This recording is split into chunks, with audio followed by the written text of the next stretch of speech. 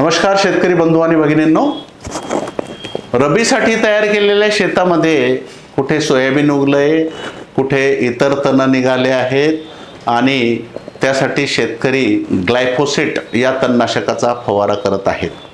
तर मी शेतकऱ्यांना सांगू इच्छितो, ग्लायफोसेट फवारल्यानंतर 10-12 दिवस मुळापर्यंत जायला लागतात। तोपर्यंत आपल्याला पेरणीची वेळ थोडीशी निघून जाऊ शकते, उशीर होऊ शकते।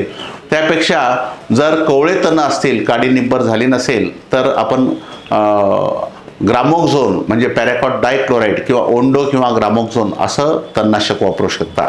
किंवा त्याहीपेक्षा चांगली गोष्ट म्हणजे आपण परत एकदा मशागत करून ते तण जाळू म्हणजे मशागतीमध्ये ते तण काढून नंतर पेरणी करू शकता। त्यामुळे ग्लायफोसेट न वापरता एकतर मशागत करून परत ते तण काढावे, वापसासुद्धा लवकर जमिनीची होईल। आणि नाही तर मग जर तणनाशकच वापरायचं असेल तर पॅराक्वाट डायक्लोराइड हे 24 तासात 48 तासात त्या तणाला, कवळ्या तणाला पूर्ण मारते। ते तणनाशक मारावं। धन्यवाद।